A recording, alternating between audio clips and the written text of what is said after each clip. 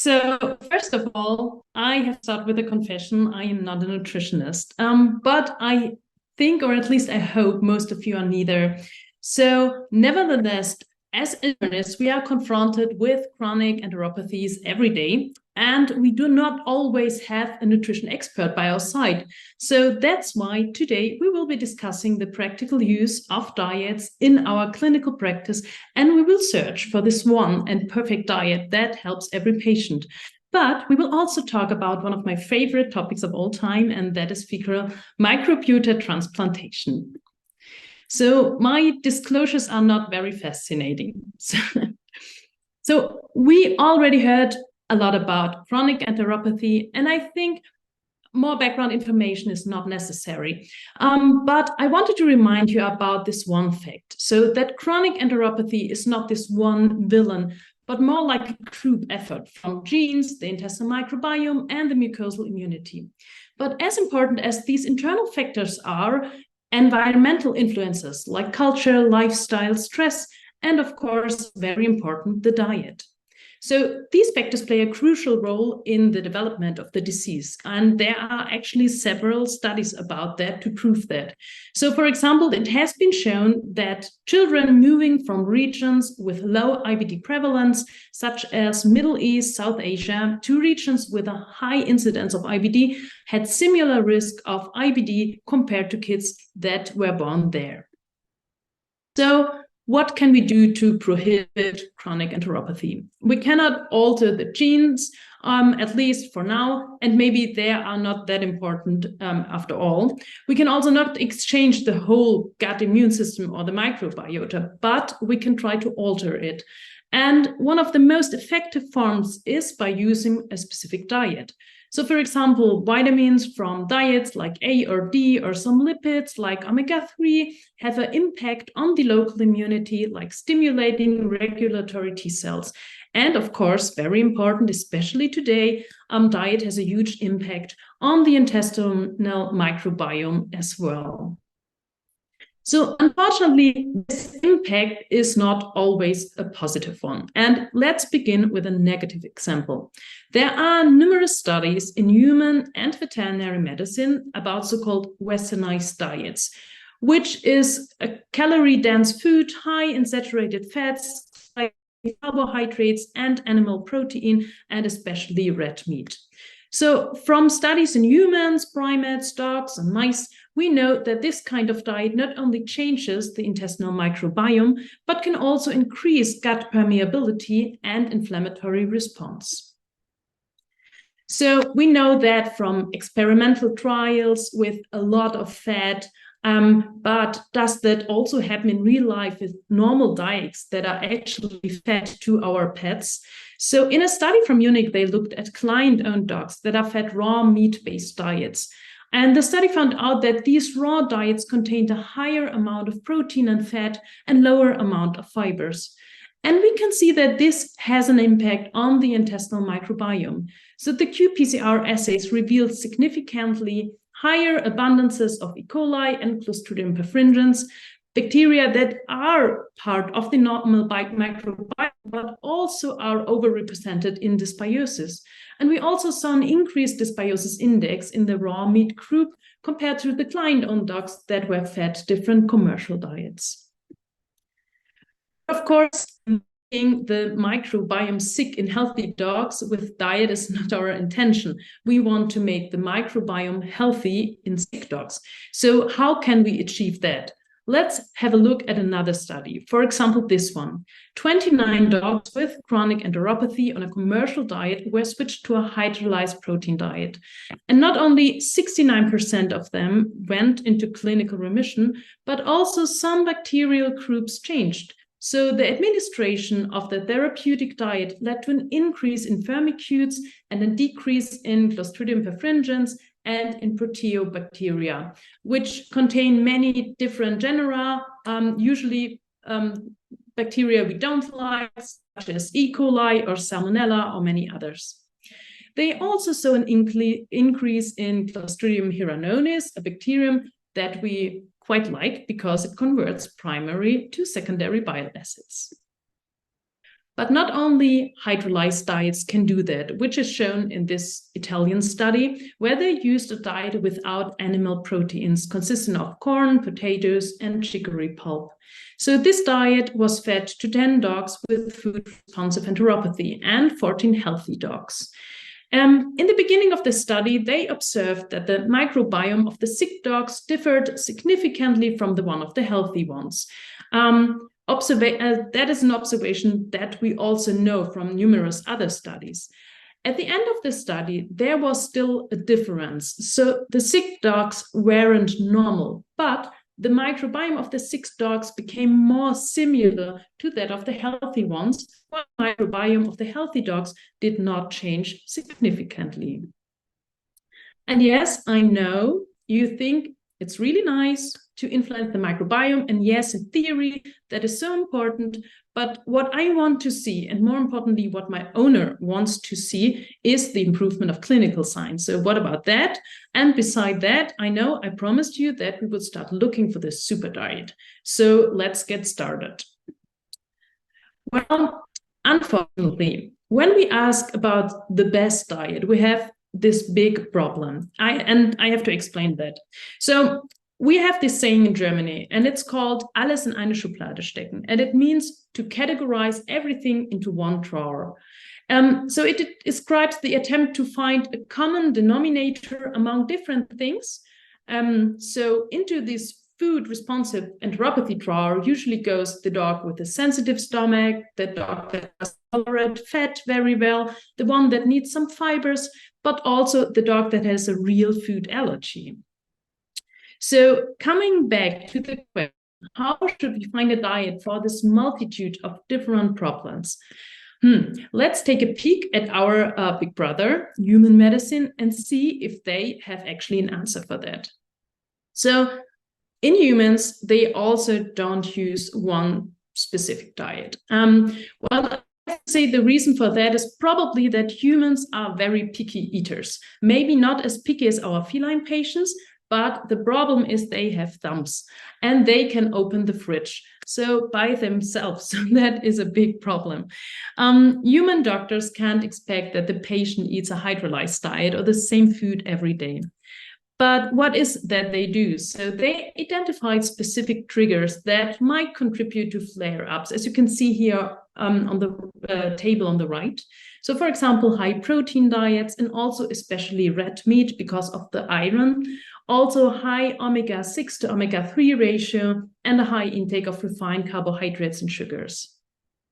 So not that much help here, but at least they also confirmed that the diet is an essential regulatory factor of the gut microbiota. But what they also say, and I have to quote from a paper from November 2023, so brand new, with the title Take-Home Messages from 20 Years Progress in Dietary Therapy of Inflammatory Bowel Disease. And they say, however, no recommendations for personalized dietary therapy can currently be made.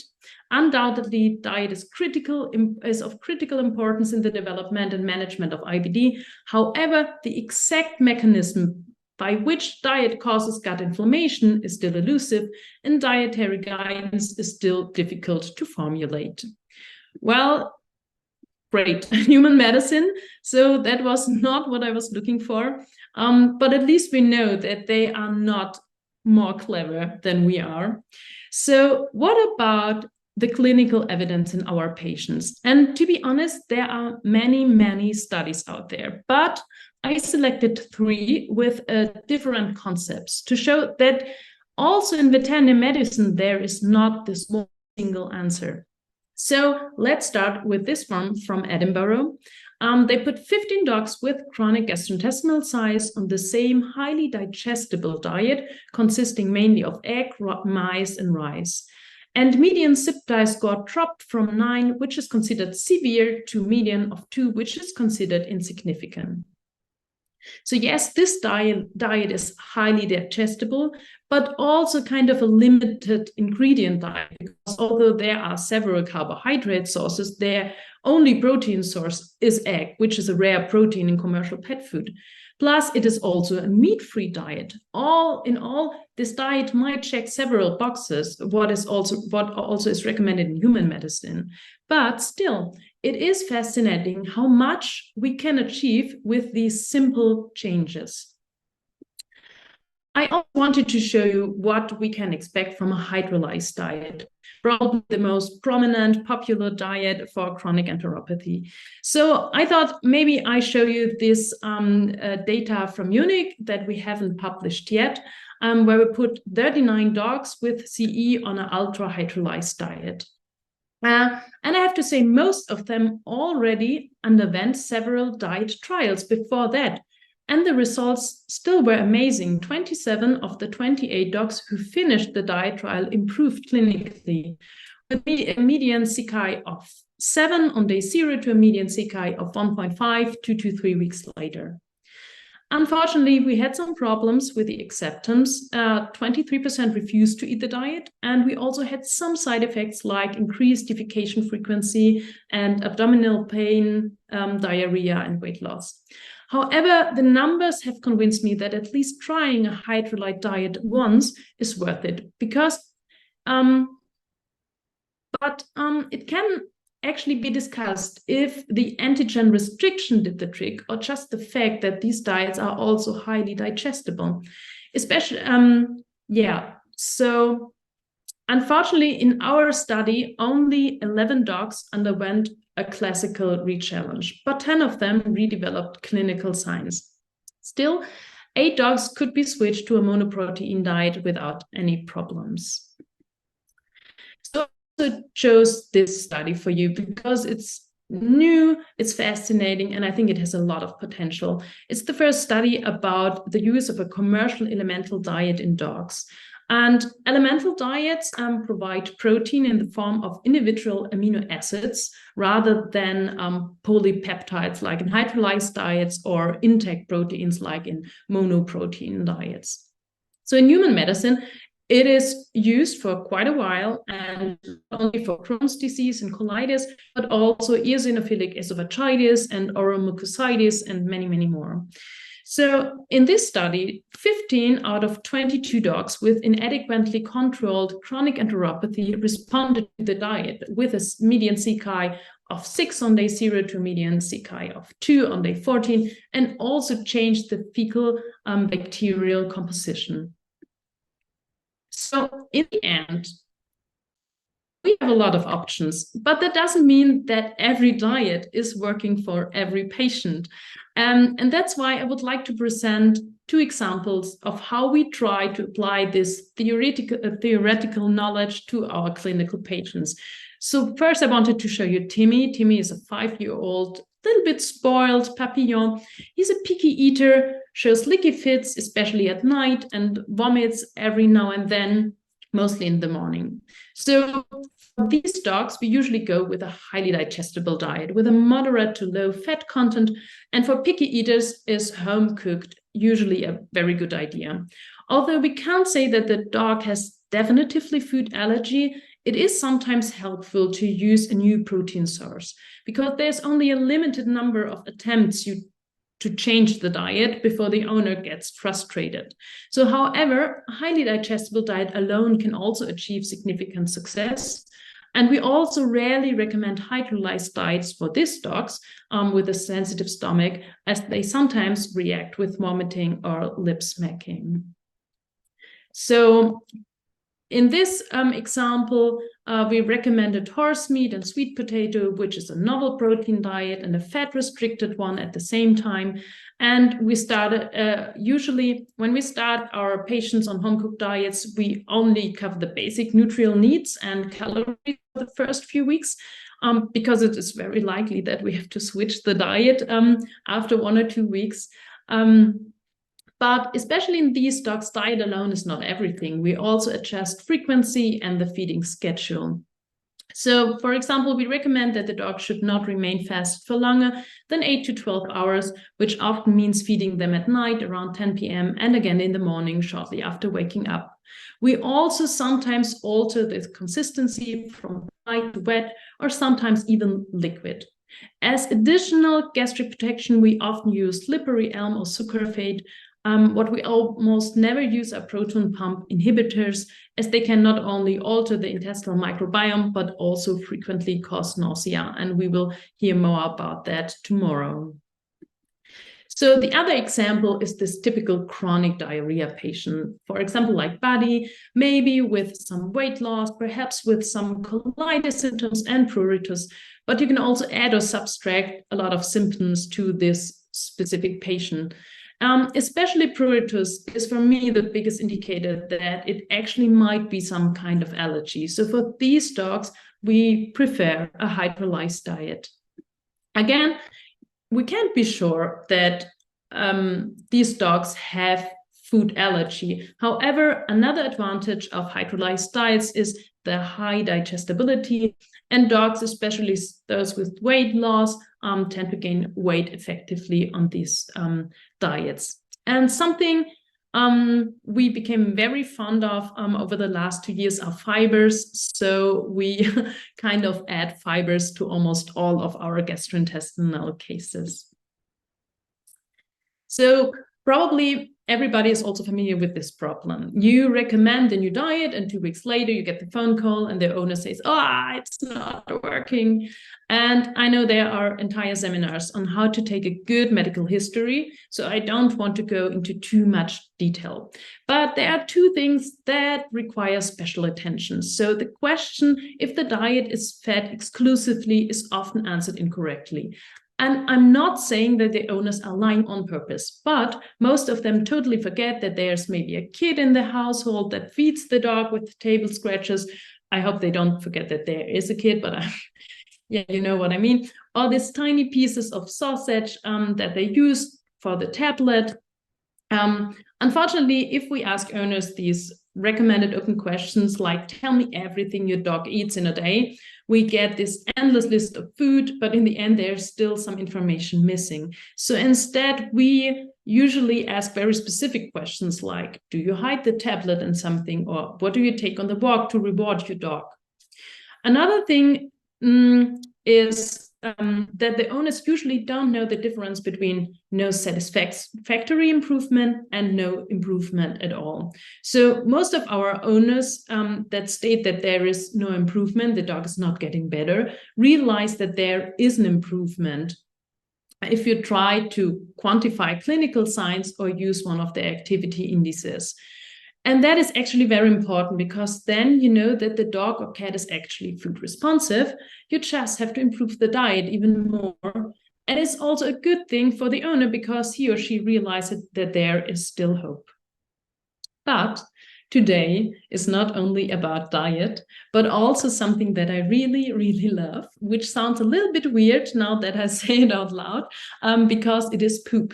And more precisely, fecal microbiota transplantation. And we put it here into this presentation together with diet, because it also has a very huge impact on the intestinal microbiome, which can support our diet trial and can help and can be very helpful for our chronic enteropathy patient.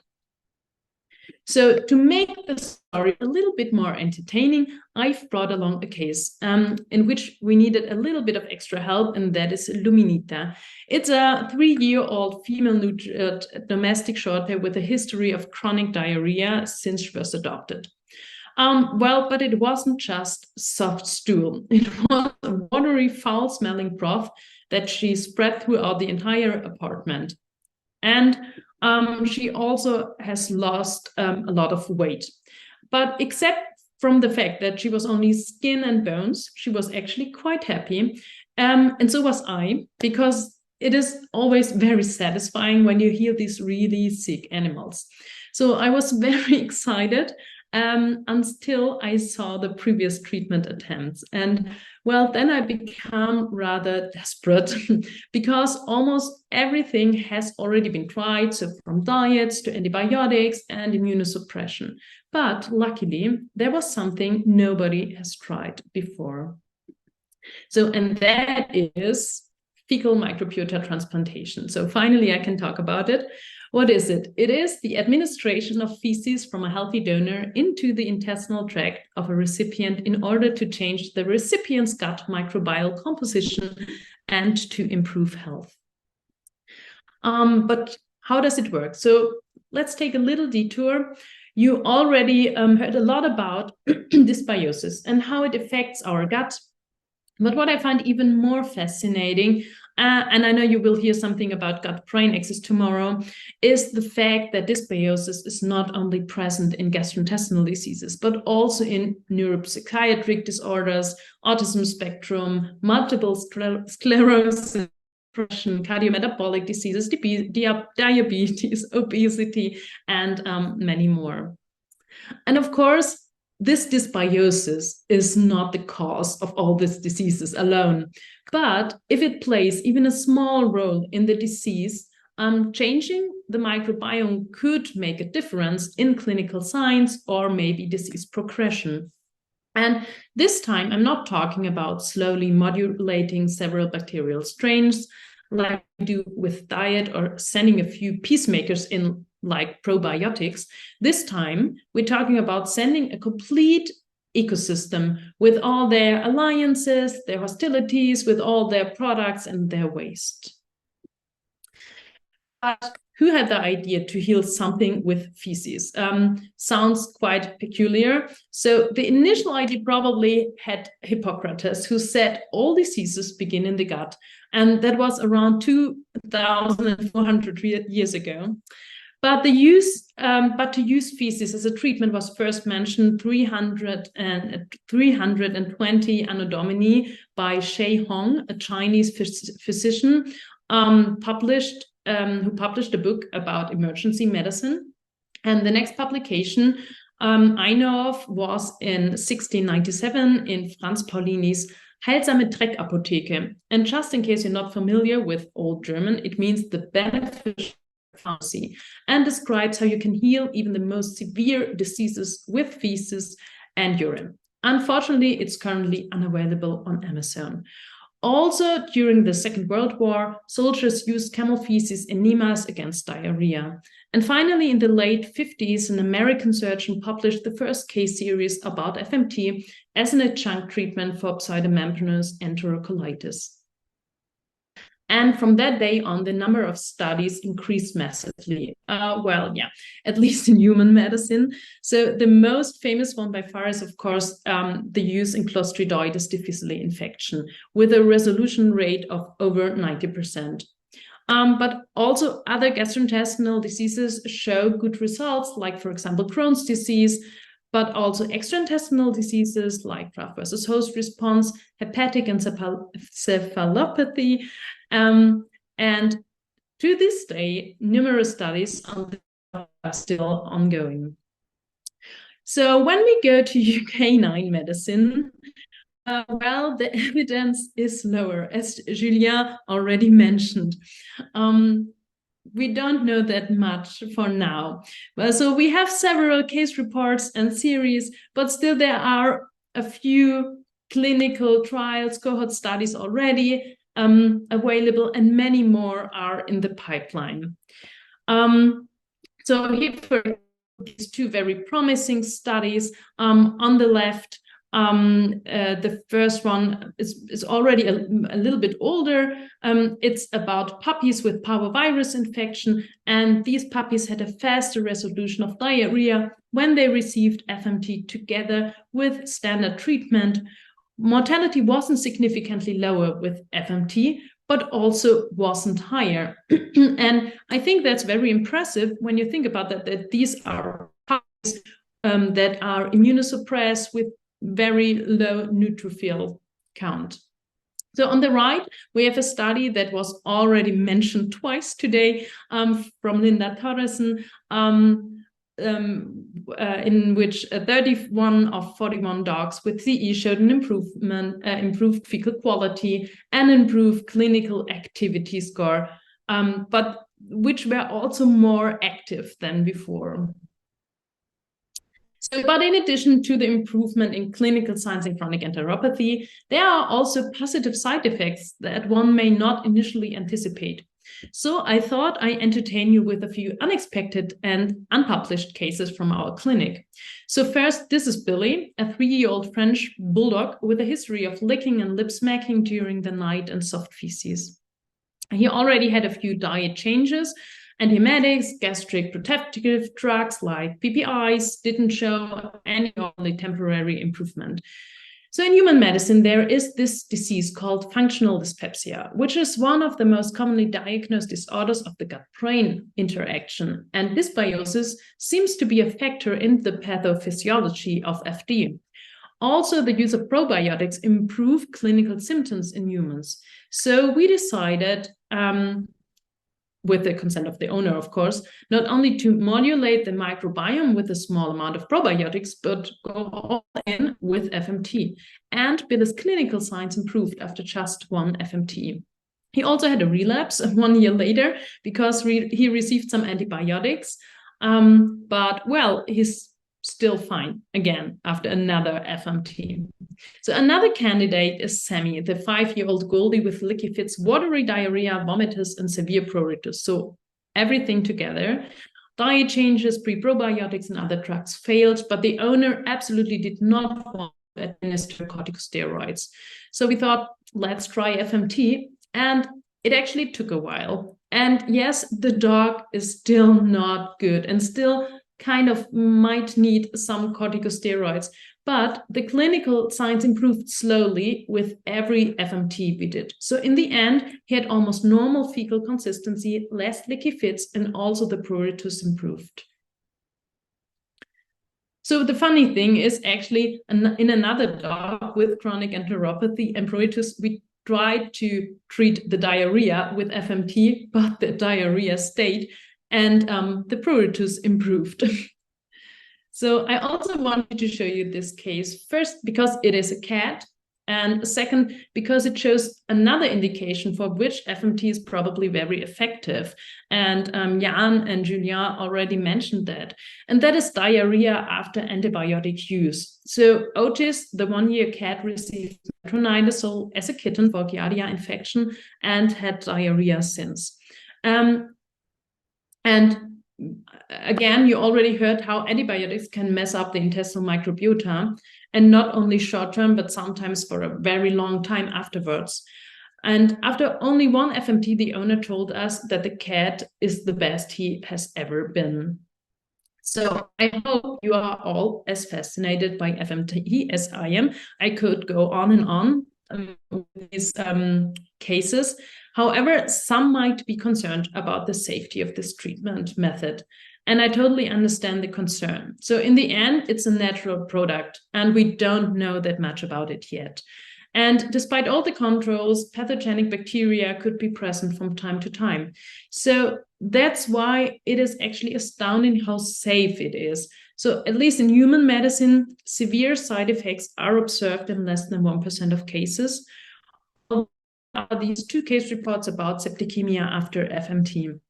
Of course, we haven't done 10,000s of FMTs at our clinic, but several hundred. And from personal experience, we can say that we have only observed a small number of side effects like a painful abdomen, self-limiting diarrhea, or hematochezia. And these are side effects that are also reported in human medicine. So for all of you who would also like to do FMT now, and because you deserve a little reward, I've made this little film on how to prepare a fecal slushy.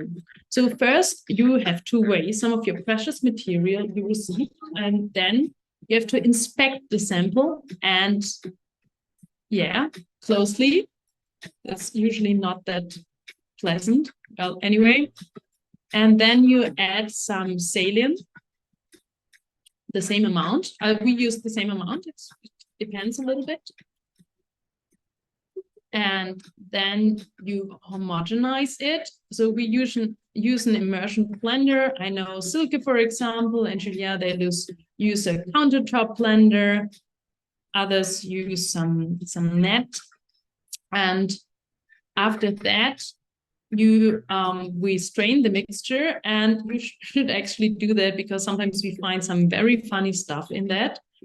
And then we weigh it again.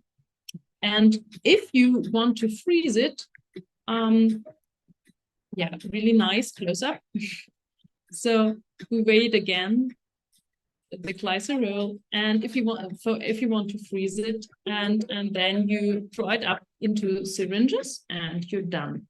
And for those who want to hear more details about FMT preparation, by we, I mean a fairly large group of international veterinarians that love FMT as much as I do, including, for example, Jan, Julien, and Melanie, are currently working on a consensus statement that we hope to publish very soon. So the application is also very, very easy, as you can see here. We don't need to restrain or sedate the patients, at least our dogs, and very rarely our cats. But we recommend that the dog goes for a walk before, so he or she can defecate and the colon is empty. So indications so far, as Julien said, so there's so much going on, and probably next year we'll tell you something different.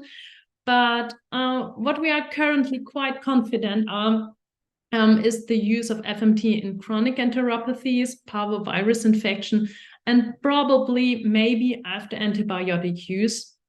However, there are currently ongoing studies used in extraintestinal diseases as well. And regarding frequency, also clear statements can't always be made. So for postbiotic and antibiotic treatment, usually 1 or 2 FMTs are enough to bring the microbiome back on track. In more chronic conditions, we usually need a few FMTs to achieve long-term success. But if the condition has already reached a certain level of chronicity, especially if there are already histopathological changes within the intestine, it's possible that the microbiome, even after 7 or 8 or 20 FMT, still wants to go back to its dysbiotic state, and a long-term administration might be necessary. So you saw preparation and administration of FMT is quite easy. Unfortunately, this doesn't apply to the search for donor dogs. This is because we're not only looking for a healthy adult dog with normal behavior and normal body condition score, but we also want a certain size, a trustworthy owner, constant availability, and if possible, no antibiotic use in the last month, or even better, ever. So a frequently asked questions about the donor is if we have to put it on a hydrolyzed diet if the recipient has food allergy. Unfortunately, we don't know that yet. At first, we tried that, but it is very difficult to find an owner who wants to feed his healthy dog a hydrolyzed diet long-term. So further studies are needed. What we also don't know is whether we can improve donor feces quality through feeding a, for example, high-fiber diet. We know that some prebiotics can increase beneficial bacteria, but if that has any health benefit for the recipient is unclear. However, we think it can't hurt, which is why our donors receive a high-fiber diet. However, we reject dogs that are fed a raw food diet. And the reason for this are that they might have an altered microbiome, and they also have an increased risk of transmitting potential enteropathogens like Salmonella or Campylobacter. So the best option is to use fresh feces because viability for specific strains, as you can see here on the graph about Fusobacteria, is the best in fresh samples. Unfortunately, that needs a lot of organization and very reliable donors. And that's why we usually freeze our samples to protect the viability of the bacteria. We mix it with glycerol to create a 10% mixture and freeze it at either -20 or -80 degrees for up to 3 months. So back to Luminita. We remember there was no improvement before. So what did we do? We asked a veterinary assistant that is also a bodybuilder how we can get hold of some amino acids. And then we created our own, probably very faulty elemental diet, because there was no commercial elemental diet available on the European market, and still isn't. And yes, I know that sounds very desperate, and it just was. We also added MCT oil, some omega-3 oil. We switched the oral prednisolone for an injectable solution, as enteral absorption was likely severely disrupted. Also added chlorantrazole, something we use quite often and successful in our cats with chronic enteropathy. And of course, we started with FMTs. And if you look at this small picture on the right upper corner, that I took from a very nice review paper, we did almost everything what human medicine considers an untargeted microbiome directed invention, except for exercise. But that is something that maybe we might incorporate, at least in our dogs, for the future. And it worked. Luminita slowly gained weight over the next few weeks, and fecal consistency normalized finally after a year of diarrhea. So some might think, well, but you did so much. How can you be sure that this was the FMT that made the difference? Well, to be honest, I cannot. But I still think that if we call chronic enteropathy a multifactorial disease, that we also should consider combining several treatment options, and especially including diet at every point of our treatment. So after a year, Luminita looked like a normal cat again, and we were able to switch to a hydrolyzed diet and reduce the immunosuppressants. And what surprised me the most is that Luminita didn't need any medication after a year and was also able to eat any diet. Unfortunately, a little bit too much, because she gained a lot of weight.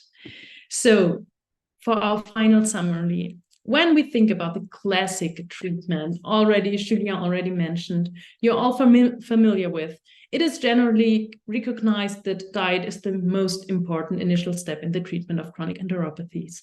But we also heard today that antibiotics probably shouldn't be our second choice. So I know it was not my job to talk about immunosuppressant and antibiotics today, but what I tried to convey is that we have many options when it comes to choosing our diet, and not every diet suits every patient.